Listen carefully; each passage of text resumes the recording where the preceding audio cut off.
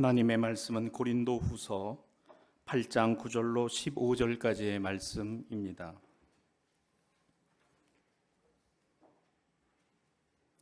우리 주 예수 그리스도의 은혜를 너희가 알거니와 부요하신 이로서 너희를 위하여 가난하게 되심은 그의 가난함으로 말미암아 너희를 부요하게 하려 하심이라. 이 일에 관하여 나의 뜻을 알리노니 이 일은 너희에게 유익함이라. 너희가 1년 전에 행하기를 먼저 시작할 뿐 아니라 원하기도 하였은즉 이제는 하던 일을 성취할지니 마음에 원하던 것과 같이 완성하되 있는 대로 하라.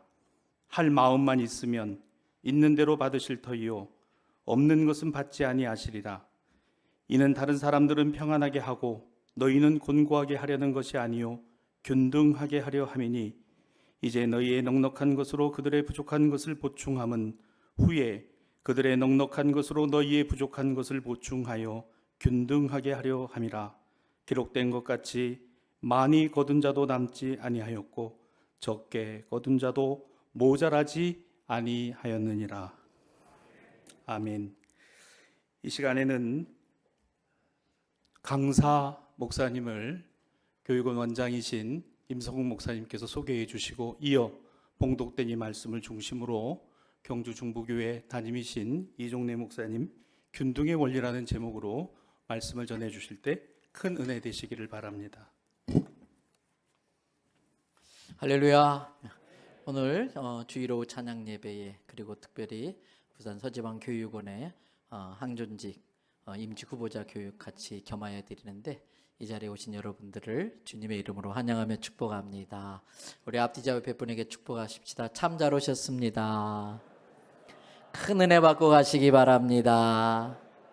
살아계신 하나님이 당신을 도와줍니다. 좋은 성도가 됩시다. 있는 곳에서 전도지가 됩시다.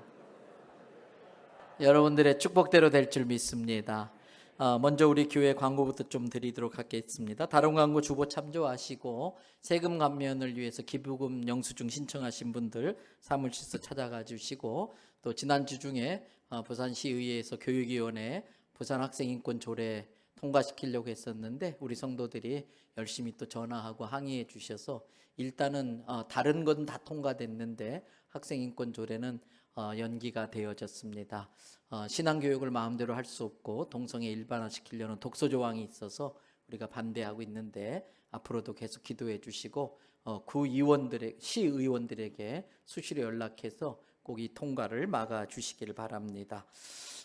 평일에 본당이 늘 열려 있으니까 성도들은 이 코로나 상황이지만 하루에 한 번쯤은 꼭 교회 들려서 본당 기도를 해 주시기를 바라고 주차장은 남구청 주차장을 주로 좀 이용하셔서 주차에 어려움이 없도록 협조해 주시길 바랍니다. 오늘 말씀을 전하시는 강사 목사님은 저하고는 또 개인적으로 많은 친분이 있는 분입니다. 저희 아버님이 인천 도원교회에서 목회하실 때에 그 당시 중고등부를 담당하신 전도사님이셨습니다. 그래서 제가 고등학생 때 우리 목사님의 신앙 지도를 받았습니다. 그만큼 목회하는 데 있어서 목사님이 제게 큰 도움을 주신, 평상시엔 제가 그냥 형님이라고 요즘은 이렇게 부릅니다. 그리고 부산에서 성결교회 목회자 중창단이라는 성목 중창단 활동을 한참 제가 남천교회 전도사로 있을 때 활동을 했었는데 찬양을 참 잘하세요. 이렇게 해서 같이 성목 찬양 중창단 활동을 하셨던 목사님이십니다. 육군 군목으로 근무하셨고 해운대 교회를 개척하신 분이시기도 합니다. 지금은 일본 선교회 이사회 후원회장을 맡고 계시고 경주에 있는 아주 교회를 잘 지었죠. 중북교회 담임 목사님으로 계십니다. 오늘 일부러 부산까지 오셔서 우리에게 말씀 전해 주실 때에 하나님의 음성을 듣는 귀한 시간 되시기 바랍니다. 목사님 그동안 애쓰셨다고 오늘 또 귀한 말씀 부탁한다고 박수로 모시겠습니다.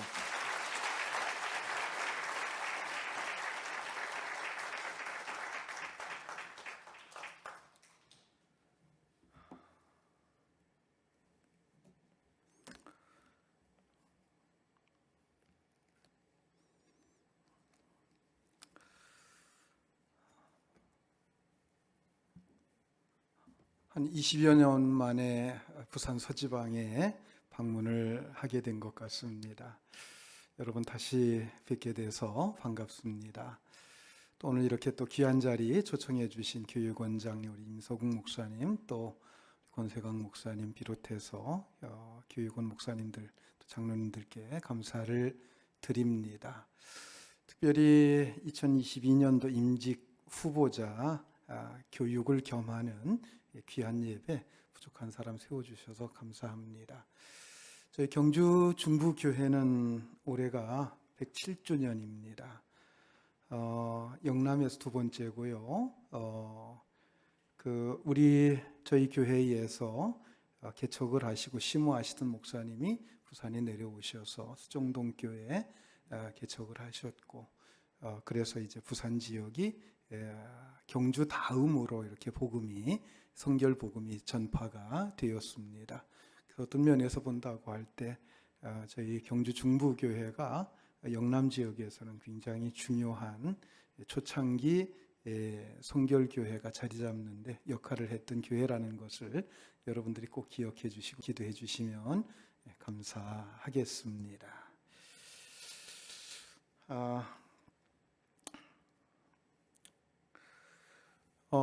오늘 저 임직 후보자 교육이라고 말씀을 제가 들었습니다. 혹시 장로님 후보자도 계십니까? 장로님 후보자 한번 손 들어 보시죠. 한 7, 8명, 5, 6명 정도 되시는 것 같아요. 권사님 후보자 한번 손 들어 보십시오. 권사님 후보자 상당히 많으시죠? 좀 높이 한번 손 들어 보세요. 감사합니다. 안수집사 후보자 한번 손 들어 보십시오. 감사합니다. 나머지 분들은 대연교회 성도님이신 걸로 알고 있겠습니다. 우리 대연교회 그 선임 장로님이신 문기준 장로님, 또 아드님이 또 저희 교회에 출석하고 있습니다. 문진성 집사 출석하면서 또 간간히 클라리넷 연주를 통해서 또 성도들에게 은혜를 끼치는데 얼마나 연주를 은혜롭게 잘하는지 모릅니다. 정말 이 대연교회와 또 깊은 이렇게 관련이 있는 것 같아서 더 감사를 드립니다. 오늘 앞서 찬양 인도도 너무 은혜롭게 잘해 주신 것 같아요. 우리 찬양단을 위해서 박수 한번 해주시기 바랍니다. 감사합니다. 찬양 리더가 이정수 사모님이시죠? 우리 저 임석웅 목사님을 제가 오래전부터 잘 알기 때문에 임석웅 목사님 가정과 또 저희 가정 이렇게 뗄래야 뗄 수 없는 그런 이렇게 관계가 되어 있습니다. 너무 은혜롭게 찬양을 잘 해주셔서 감사합니다. 자, 오늘 그 고린도 후서에 있는 말씀을 가지고 오늘 임직 후보자 교육에 앞서서 헌신의 예배를 드리는데 균등의 원리라고 하는 주제를 가지고 같이 말씀을 나누려고 합니다. 예수님께서는 이 세상에 계실 때 가난하게 사셨습니다. 얼마나 가난하게 사셨을까요? 여우도 굴이 있고 공중의 새도 거처할 곳이 있는데 인자는 머리 둘 곳이 없다라고 말씀을 하셨습니다. 주님은 이 땅에 사역하시는 동안 집 한 채 없이 사셨고 떠돌아다니면서 지내셨습니다. 재워주는 사람이 있으면 그 집에서 주무셨고요. 재워주는 사람이 없으면 길에서 노숙을 하셨습니다. 자, 우리는 주님을 바라봐야 되는데 오늘 본문에서 사도 바울은 어떤 주님을 바라보라고 말씀하고 있을까요? 오늘 본문 9절 말씀을 다시 한번 같이 읽겠습니다. 우리 9절 한번 올려줘 보세요. 9절 말씀 같이 봅니다. 우리 주 예수 그리스도의 은혜를 너희가 알거니와 부요하신 이로써 너희를 위하여 가난하게 되심은 그의 가난함으로 말미암아 너희를 부요하게 하려 하심이라. 주님께서 가난하게 되셨고 가난한 주님을 바라보라고 사도 바울은 우리에게 권면합니다. 우리를 위해서 가난하게 되신 그 주님, 본래 주님은 부유하신 분이시죠. 주님은 세상 만물을 창조하신 창조자십니다. 성부 하나님과 함께 계셨던 성자 하나님, 말씀으로 태초부터 함께 계셨던 하나님, 말씀으로 모든 만물을 창조하신 하나님, 그렇기 때문에 누구보다도 부요하신 분이 우리 주님이십니다. 그 능력이 온전하시기 때문에 그분을 가리켜서 우리는 전능하시다 그렇게 말하지요. 지혜가 온전하기 때문에 그분을 가리켜서 전지하시다 그렇게 말합니다. 또 인품이 온전하시기 때문에 그분을 거룩하신 분이다 그렇게 말합니다. 그런데 이렇게 부요하신 주님께서 우리를 부요케 하시려고 어떻게 되셨다고요? 가난해지셨다고 했습니다. 가난해지셨습니다. 우리를 부요케 하시려고 부요한 주님으로 이 땅에 오지 않으셨어요.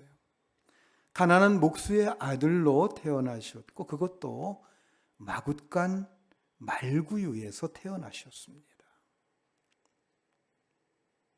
어느 회사를 운영하고 있는 장로님이 계셨습니다. 그런데 그 회사는 매년마다 연중 행사처럼 노사분규가 일어났습니다. 매년 임금 인상을 요구하는 겁니다.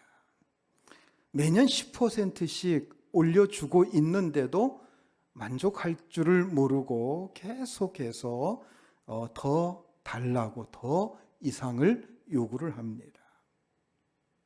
어쩔 수 없이 이 장로님은 이 문제를 놓고 새벽마다 하나님 전에 나와서 기도하게 되었습니다.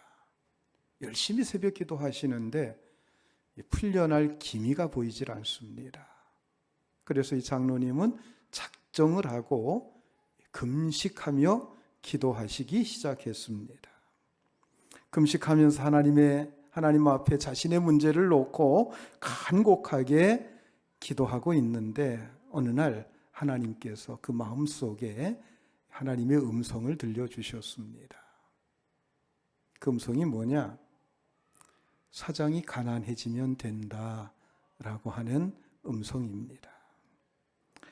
여러분 그렇지요? 사장이 가난해지면 됩니다. 사장이 가난해지면 사원들도 더 이상 할 말이 없습니다. 그런데 여러분 한번 생각해 보세요. 사장이 가난해지는 게 쉬운 일일까요? 쉽지 않아요. 굉장히 어렵습니다. 그래서 예수 믿는다고 하는 것은 쉬운 것 같으면서도 굉장히 어려운 일이에요. 자본주의 이론에 따르면 사장은 부자여야 됩니다. 그런데 성경은 그렇게 말하지 않습니다. 그래서 사업을 하는 그리스도인들이 어려운 겁니다. 그런데 여러분 여기서 우리가 꼭 생각해야 될 것이 있어요. 왜 어떤 사람에게는 많이 주시고 어떤 사람에게는 적게 주셨느냐 하는 거예요. 어떤 사람은 부자로 살고 어떤 사람은 가난하게 사느냐 하는 겁니다. 여기에 대한 해답이 오늘 본문에 나옵니다. 오늘 본문 14절 말씀 우리 같이 한번 읽겠습니다. 이제 너희의 넉넉한 것으로 그들의 부족한 것을 보충함은 후에 그들의 넉넉한 것으로 너희의 부족한 것을 보충하여 균등하게 하려 함이라. 바울은 여기에 대해서 뭐라고 얘기합니까? 서로 균등하게 하려 합니다. 그렇게 말씀하고 있습니다. 자, 그러면서 바울은 출애굽기에 나오는 만나 사건을 예로 들고 있습니다. 본문 15절 말씀 계속해서 읽겠습니다. 기록된 것 같이 많이 거둔 자도 남지 아니하였고 적게 거둔 자도 모자라지 아니하였느니라. 자, 이 말씀은 출애굽기 16장에 나오는 만나 사건을 인용한 말씀입니다. 자, 만나가 내릴 때 만나를 거두는 내용이 출애굽기 16장에 나오게 되는데요. 출애굽기 16장에 있는 말씀을 잠깐 우리가 살펴보고 넘어가겠습니다. 출애굽기 16장 16절로 18절까지 우리 같이 한번 읽겠습니다. 여호와께서 이같이 명령하시기를 너희 각 사람은 먹을 만큼만 이것을 거둘지니 곧 너희 사람 수요대로 한 사람의 한 오멜씩 거두되 각 사람이 그의 장막에 있는 자들을 위하여 거둘지니라 하셨느니라. 이스라엘 자손이 그같이 하였더니 그 거둔 것이 많기도 하고 적기도 하나 오멜로 되어 본즉 많이 거둔 자도 남음이 없고 적게 거둔 자도 부족함이 없이 각 사람은 먹을 만큼만 거두었더라. 자, 이스라엘 백성들이 광야 생활을 할 때 그들은 매일매일 하나님께서 하늘로부터 내려주시는 신비로운 양식 만나를 먹고 살았습니다. 이 만나는 매일 새벽이 되기 전 시간에 하늘에서 내렸습니다. 우박 알갱이처럼 하얀 알갱이로 지면 가득히 내리게 되었어요. 마치 눈이 쌓인 것처럼 그렇게 내렸던 것 같습니다. 이 만나는 태양이 뜨면 녹아버리기 때문에 반드시 태양이 떠오르기 전에 새벽에 나가서 거두어 드려야만 했던 겁니다. 자, 그런데 새벽에 만나가 내리면 가족이 다 일어나서 다 같이 나가서 자기의 먹을 양식을 거둬 드리는 게 아니었습니다. 가족 대표가 나가서 자기 부양 가족 수만큼 거두어 드렸던 겁니다. 자, 여기서 오멜이라고 하는 것, 이것은 하루 한 사람이 먹는 음식의 양, 만나의 양을 가리키는 겁니다. 그러니까 자기 가족의 수가 5명이면 5오멜을 거두면 되고 7명이면 7오멜을 거두어 드리면 되는 거였습니다. 자, 그런데 어떤 가정, 그 가장은 힘이 좋습니다. 그래서 자기 가족 수는 5명인데 나가서 거두다 보니까 7오멜, 8오멜을 거둬 드리게 됩니다. 그런가 하면 어떤 가정은 가족 수는 7명, 8명인데 이 가장의 힘이 약해요. 그래서 나가서 거둬 드리는 게 모자라게 4오멜, 5오멜 정도밖에는 거둬 드리지를 못했다고 하는 것입니다. 그런데 이상한 것은 거둬 드려 놓고 보니까 남지도 않고 모자라지도 않았다라고 말씀하고 있는 것입니다. 어떻게 이런 일이 일어납니까? 여러분, 본래 이 만나라는 게 하나님의 기적 속에서 나타나는 기적의 양식입니다. 신비로운 양식입니다. 그러니까 그 양을 조절하는 것까지도 하나님께서 신비롭게 조정을 해 주셔서 그 가족들 수만큼, 그 먹을 만큼 조절을 해 주셨다라고 하는 것입니다. 자, 그런데 바울은 본문에서 이것을 이렇게 인용을 하고 있어요. 많이 거둔 자가 적게 거둔 자에게 나누어 주어서 남지도 모자라지도 않게 된 것, 이렇게 인용하고 있다고 하는 본문입니다. 자, 오늘 본문의 말씀의 배경은 그렇습니다. 오늘 9절부터 15절까지 읽었습니다마는 1절부터 8절까지를 보게 되면 그 당시에 예루살렘에 큰 가뭄이 들었어요. 흉년이 들었습니다. 그래서 예루살렘에 있는 교회의 교인들, 특히 교인들이 그 흉년 속에서 어려움을 많이 겪고 있었어요.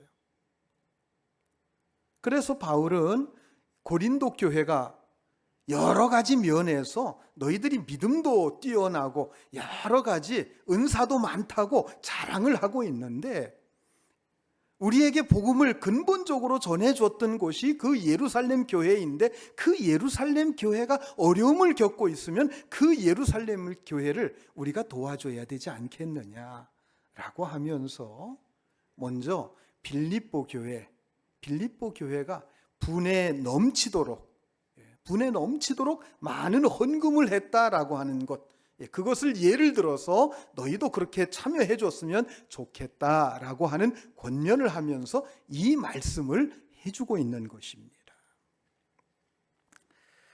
예루살렘 성도들을 위해서 헌금해 줄 것을 부탁을 하면서 그들의 부족한 것을 너희의 넉넉한 것으로 채워주라라고 말씀하는 것입니다.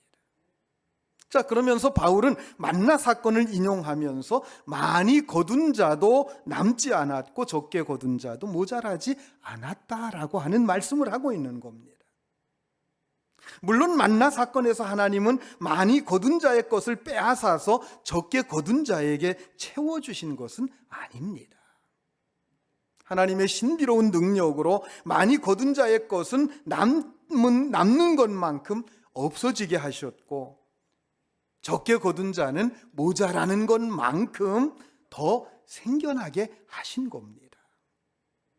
그런데 바울은 이것을 많이 거둔 자가 적게 거둔 자에게 나누어 준 것처럼 인용을 하고 있는 것입니다. 즉 바울은 이 만나 사건을 영적인 시각으로 그렇게 보면서 그렇게 인용하고 있는 것입니다. 많이 가진 사람에게 가난한 사람을 도우라고 하는 얘기는 하나님은 부족함을 채워주시는 하나님이라는 것입니다. 그리고 그 부족한 것을 채우실 때 여유 있고 넉넉한 자들을 통해서 하나님은 그 일을 하신다고 하는 것입니다. 물론 하나님께서는 있는 자의 것을 강제로 빼앗아서 없는 자에게 나눠주시는 분은 아니십니다. 어디까지나 하나님에 대한 신앙을 가지고 선교와 봉사와 구제 사역에 자발적으로 참여하는 자들을 통해서 바로 그 일을 하십니다. 바로 이것이 본문에서 바울이 말씀하고자 하는 것이고, 여러분 성경이 우리에게 말씀하고 있는 굉장히 중요한 메시지입니다. 그게 뭘까요? 그럼 그게 뭘까요? 부자가 가지고 있는, 부자가 넉넉하게 가지고 있는 것, 그것은 자기의 것이 아니라고 하는 것입니다. 처음부터 자기의 것이 아닌 남의 몫을 대신 가지고 있는 것입니다. 누구의 것이에요? 가난한 자들, 부족한 자들의 것입니다. 그러므로 그들에게 돌려줘야 됩니다. 자, 그렇지 않았을 때에 그 남은 것이 어떻게 됐을까요? 다시 출애굽기를 한번 보겠습니다. 출애굽기 16장 19절 20절 말씀 우리 같이 한번 읽겠습니다.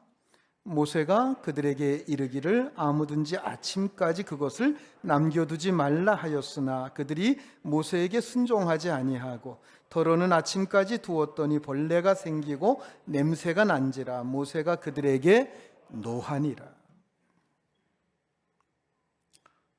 남겨두었더니 남겨둔 것이 어떻게 됐어요?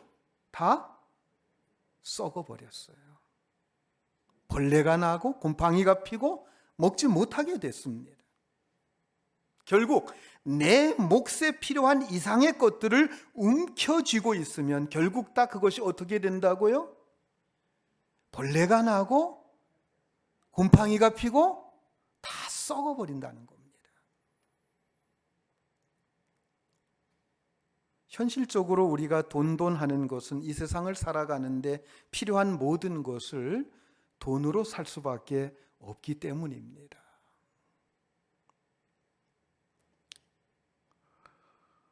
요즘에 이렇게 명절이 이렇게 가까우잖아요. 그러면은 선물들이 여기저기에서 많이 주고받잖아요.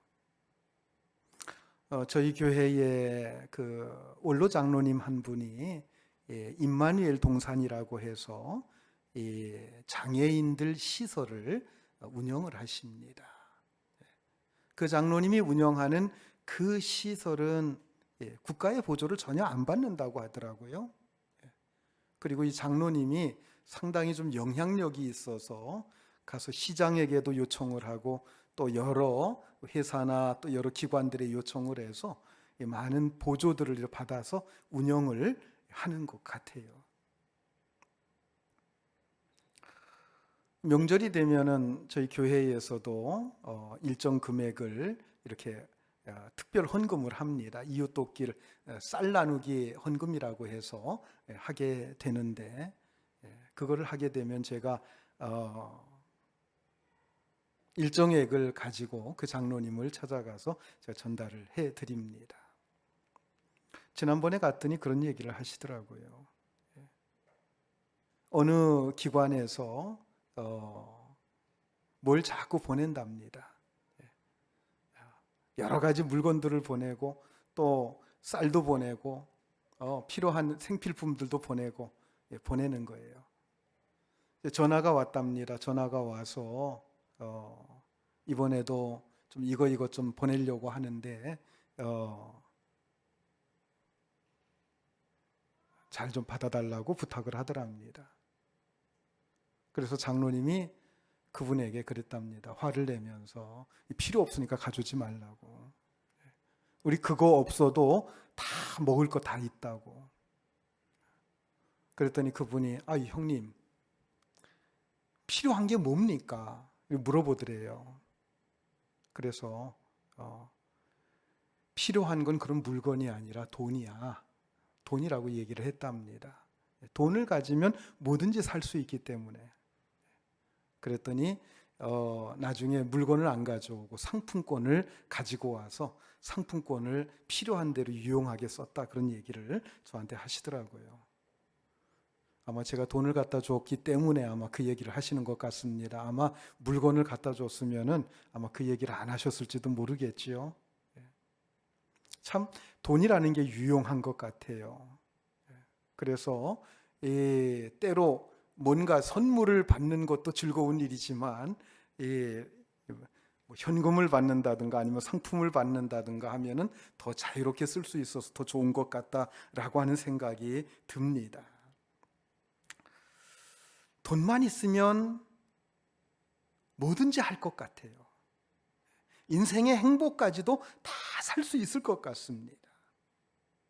자, 그런데 여러분 한번 생각해 보십시오. 돈이 좀 있어 보셨나요? 그렇지만 돈이라고 하는 것은 언제나 우리로 하여금 목마르게 할 뿐이죠. 돈이 한 번이라도 우리의 진짜 갈증을 풀어준 적이 있었습니까?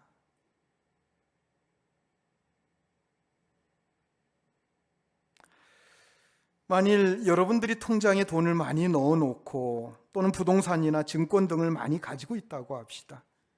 그것을 가지고 위안을 삼고 마음 든든해 한다고 한다면 참으로 못난 짓이라고 성경은 가르치고 있습니다. 왜 그렇습니까? 다음날 아침이면 만나처럼 썩어 없어질 것이기 때문입니다. 자, 그런 의미에서 누가복음에 나오는 예수님의 어리석은 부자의 이야기는 정말 기가 막힌 말씀이 아닐 수가 없습니다.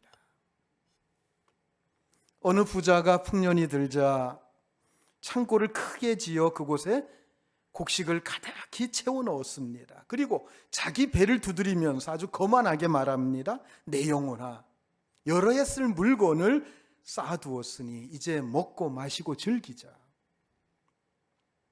그런데 그때 하나님께서 뭐라고 하셨습니까? 어리석은 자여, 오늘 밤 내가 네 영혼을 도로 찾으리니 네가 쌓아놓은 그것이 누구의 것이 되겠느냐? 여러분, 누구의 것이 되겠습니까? 자식의 것이 됩니까? 그렇지 않아요. 어쩌면 그것 때문에 자식들이 평생 원수가 되고 평생 싸우게 될지도 모릅니다. 그러므로 가급적 자식들에게 재산 물려주지 마세요. 부모가 돈을 많이 가지고 있으면 자식들이 열심히 살지 않습니다. 왜요? 물려받을 것이 많기 때문에 그렇습니다. 그리고 부모에게 돈이 많으면 대개 자식들끼리 갈등이 심합니다.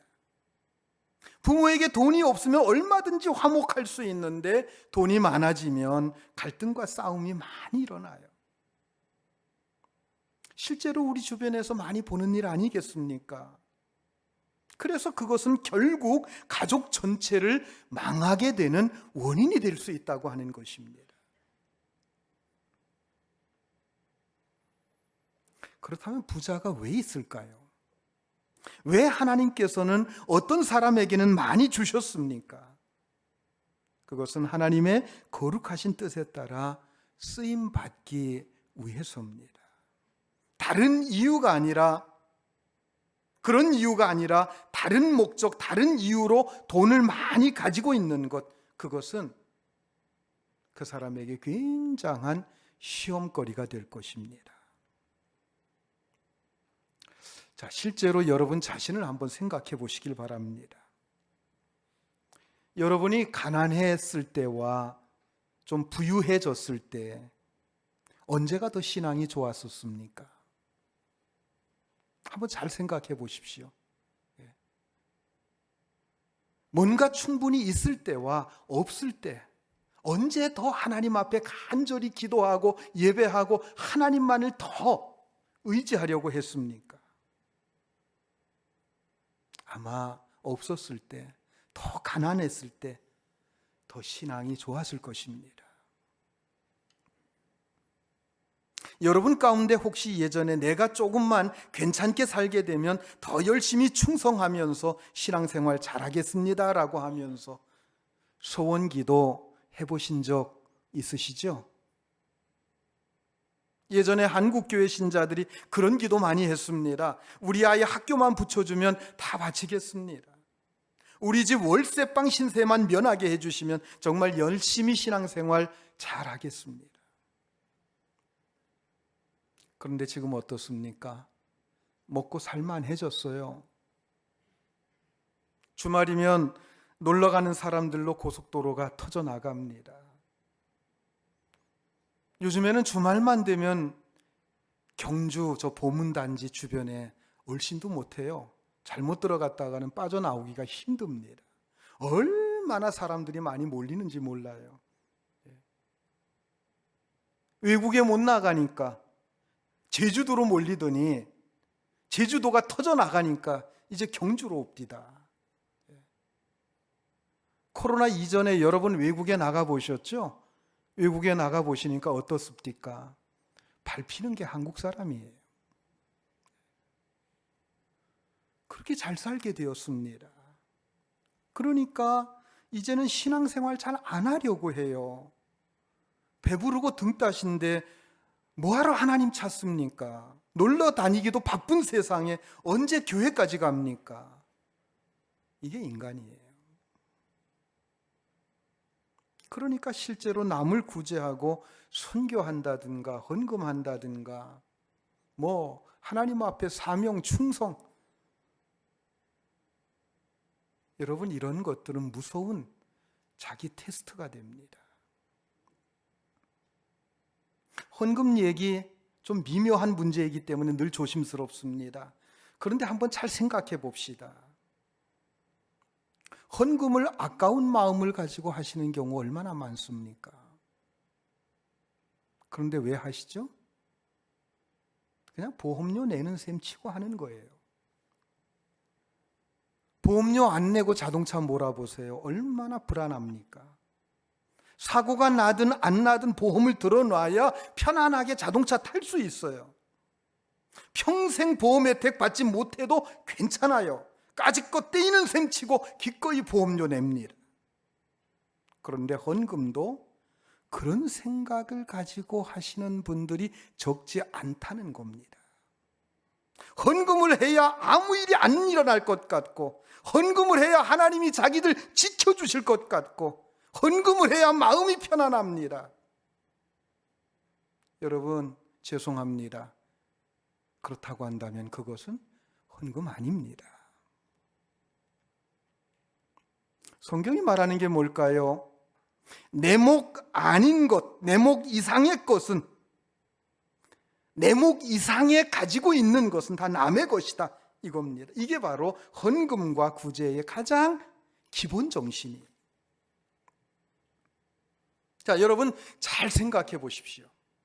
만일 여러분들이 재산으로 보나 지식이나 지위 등으로 본다고 할 때 그 사회에 평균이 있을 것 아니겠습니까? 평균 이상을 가지고 있다고 한다면 그것은 여러분의 것이 아닙니다.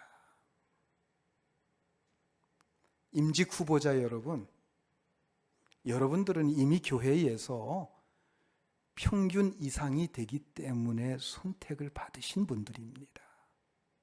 그렇지 않나요? 평균 이상의 것, 신앙적으로 볼 때나 신앙의 연륜으로 볼 때나 또 여러 가지 갖춘 그러한 것들로 본다고 할 때 평균 이상의 자격을 가졌기에 교회로부터 선택을 받으셨습니다. 그렇다면 평균 이상의 것은 누구의 것입니까? 여러분의 것이 아닙니다. 누군가를 돕거나 하나님의 일을 하기 위해서 다른 사람의 몫을 내가 대신 가지고 있는 것입니다. 본문 14절에서 너희의 넉넉한 것으로 그들의 부족한 것을 보충한다. 이 말씀을 다시 한번 생각해 보십시오. 만나의 사건을 예로 볼 때에 바울이 너희에게 남는 것을 그들에게 줘야 된다라고 하는 것은 너희가 넉넉하니까 나누어 줘라 그런 뜻이 아닙니다. 너희가 넉넉하니까 나누어 주라 그러면 우리는 나누어 주면서 얼마나 거만을 떠는지 몰라요.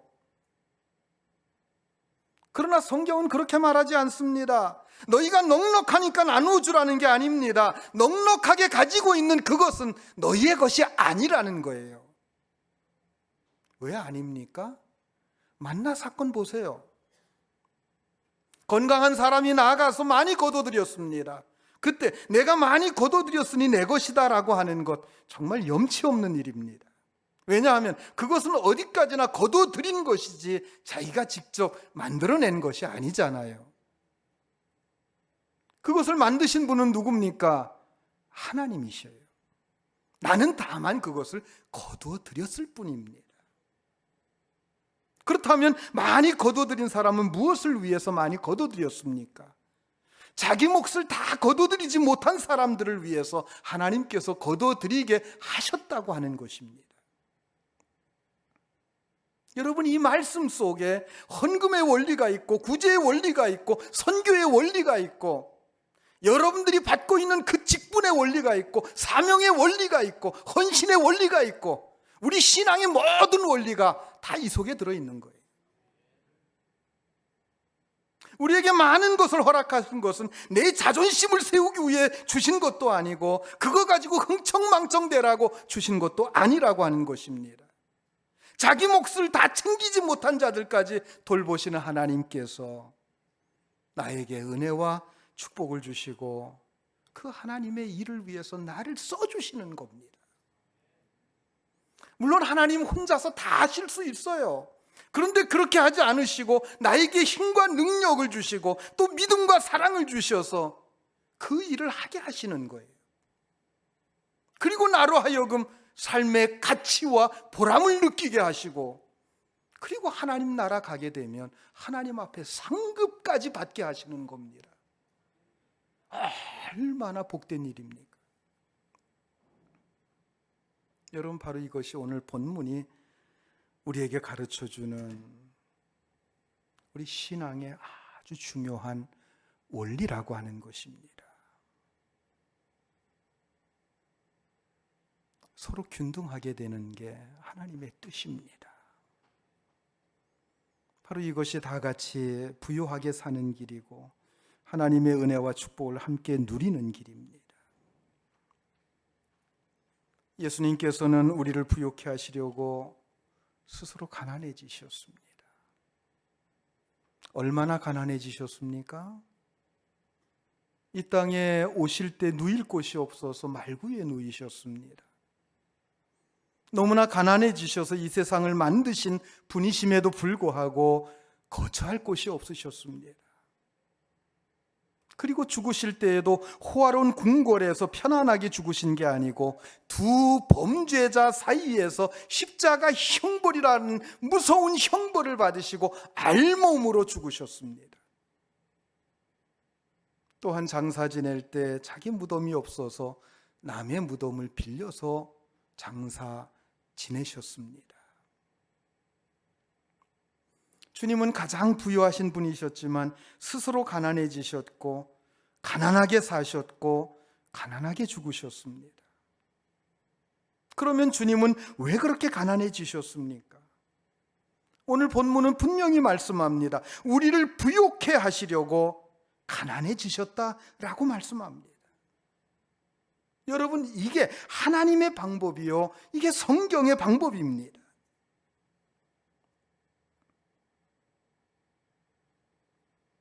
이 성경의 귀한 원리를 깨달은 많은 서양 선교사들이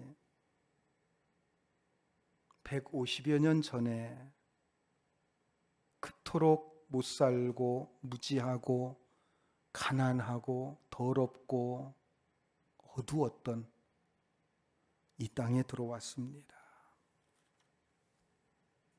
이 땅의 어둠을 몰아내고 무지를 깨우치고 부욕해 하려고 이 땅에서 복음 사역을 하다가 이 땅에 뼈를 묻었습니다. 그들의 헌신과 희생이 오늘날 한국 교회와 한국 사회를 이루게 된 밑거름이 됐다고 하는 것, 여러분 너무나도 잘 알지 않습니까? 저는 경주에 내려오기 전에 서울 마포에서 목회를 했습니다. 마포에서 목회를 하면서 저녁 시간이 되면 한강변을 자주 산책을 했습니다. 한강변을 조금만 제가 거슬러 올라가면 그곳에 양화진이라고 하는 곳이 나옵니다. 서양 선교사들의 묘역이 있는 곳입니다. 그곳에 가서 그 묘지들을 돌아보면서 그 묘지들에 있는 묘비들을 살펴보면서 생각에 잠기고 기도하게 되고 때로는 감동을 받고 때로는 눈물을 흘리고 다시 한번 제 사명을 다시 한번 다짐했던 그런 시간들이 참 많았습니다. 그 묘지들을 보면 참 눈물겨운 것들이요, 2살, 3살짜리 어린 아이들의 묘비들이 여러 개가 나옵니다. 어떤 경우는 태어난 지 몇 개월 안 돼서 죽은 아이들의 묘도 있습니다. 아무것도 모르는 아이들이 그저 부모님을 따라서 이 땅에 들어왔습니다. 그 당시 이 대한민국 땅, 조선 말, 조선 땅 얼마나 어두웠습니까? 얼마나 무지했습니까? 얼마나 환경이 열악했습니까? 그 환경 적응하지 못하고 결국 풍토병에 걸려서 그렇게 죽은 아이들입니다. 그들은 가난했던 우리로 하여금 부욕해 하려고 스스로 가난해지는 길을 선택을 했습니다. 그 결과가 뭘까요? 오늘날 우리 한국교회가 그 결과가 아니겠습니까? 오늘날 이 대한민국 사회가 그 결과가 아니겠습니까? 세상에서, 세계에서 가장 못 살던 나라가 세계 10대 강국에 들어갔습니다. 그 밑바탕이 뭡니까? 저는 서양 선교사들의 헌신이라고 봅니다. 그분들이 들어와서 이 땅에 교회를 세우고 학교를 세우고 병원을 세우고 이 땅의 백성들을 일깨워준 그 헌신과 노력, 그것을 통해서 결국은 한국 사회가 지금 그들과 균등하게 된 겁니다. 한국 교회가 서양 교회와 균등하게 된 것입니다. 그렇다면 이제 우리의 눈을 어디로 돌려야 되겠습니까? 우리보다도 어려운 사람들, 우리보다도 못 사는 사람들, 우리보다도 열악한 민족들,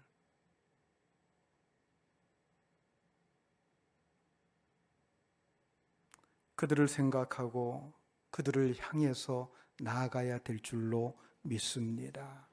영적으로도 그렇고요, 물질적으로도 그렇고 우리가 서로 균등하게 사는 것, 여러분 이게 하나님의 뜻입니다. 여러분 공산주의 하라는 게 아닙니다.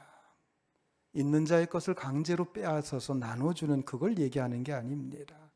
우리가 믿음 안에서 정말 하나님의 은혜와 그 사랑을 깨닫고 자발적으로 신앙 안에서 헌신하고 그 일을 감당하게 될 때 하나님께서 그 놀라운 일들을 이루어 가신다는 겁니다.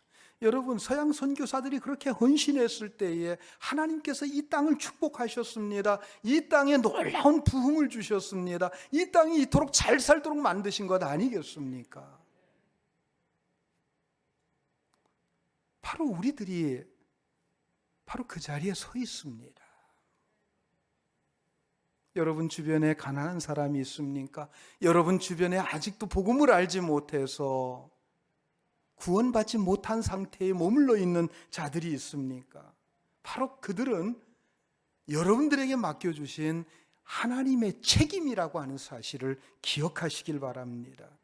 영적으로든지 물질적으로든지 어둡고 가난한 나라들도 바로 우리가 감당해야 될 우리의 책임이라는 사실을 우리는 잊지 말아야 될 것입니다. 개인적으로든 교회적으로든. 특별히 여러분들이 맡은 이 임직의 소중함을 깨닫는다고 한다면 다시 한번 하나님께서 나에게 이 귀한 직분 왜 주셨는가, 그 근본 원리를 잘 깨달아서 하나님의 귀한 뜻, 균등하게 하시기 위한 이 귀한 뜻에 쓰임받는 임직 후보자들 다 되실 수 있기를 우리 주님의 이름으로 축복합니다.